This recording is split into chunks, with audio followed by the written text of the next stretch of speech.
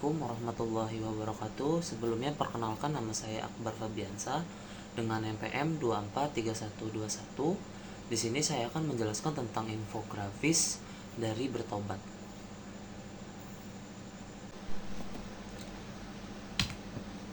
Pengertian dari taubat.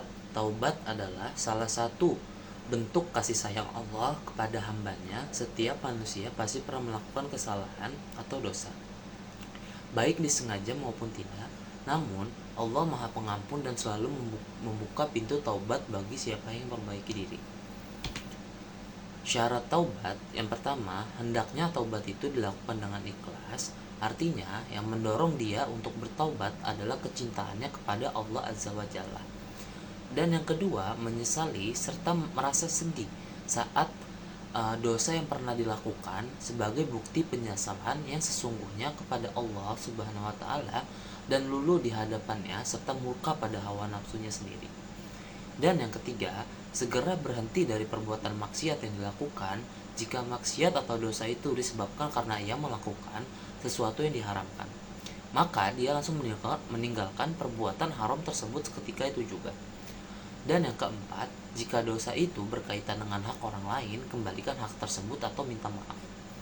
Karena dosa dari ke orang lain itu harus langsung minta maaf kepada orang tersebut biar agar dosanya diampuni.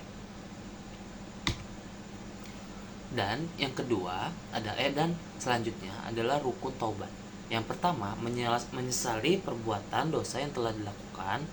Yang kedua, berjanji untuk tidak mengulangi dosa tersebut. Dan yang ketiga, menebus dosa dari penyebabnya. Yang keempat, memperbanyak permohonan ampun kepada Allah Subhanahu wa taala yang Maha Esa. Tata cara taubat. Yang pertama, niat salat taubat nasuha. Bacaan niat salat taubat nasuha yakni usolli sunnata taubati rok'ataini illahi ta'ala. Dan yang kedua, takbiratul ihram. Yang ketiga, membaca doa istiftah atau iftitah. Dan yang keempat, membaca surat Al-Fatihah. Yang kelima, membaca surat dari Al-Quran. Yang keenam, ruku.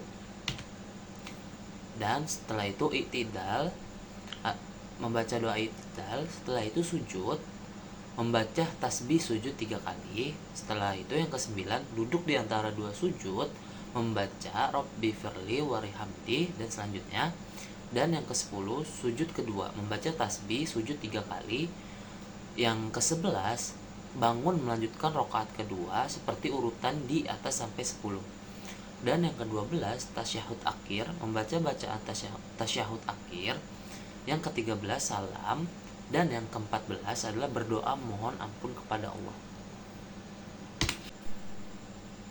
Dan bacaan doa taubat yaitu Allahumma anta rabbi illa ilaha illa anta khalaqtani wa abduka wa annala adika wa wa'dika mastata'tu a'udzubika min syarri ma syana'tu abu ulaka min mati ala wa abu'u bidzanbi faghfirli fa innahu la yaghfiru dzunuba illa anta. Yang dimana artinya, wahai Tuhan, Engkau adalah Tuhanku, tiada yang patut disembah melainkan hanya Engkau. Engkaulah yang menjadikan aku dan aku adalah hambamu, dan aku dalam ketentuan dan janjimu yang Engkau limpahkan kepadaku, dan aku mengakui dosaku, karena itulah ampunilah aku.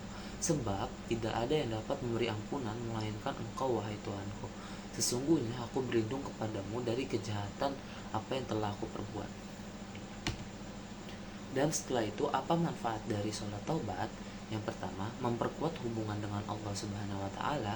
Melakukan sholat taubat dapat mempererat hubungan dengan Allah Subhanahu wa taala dan memperbaiki aspek spiritual seorang.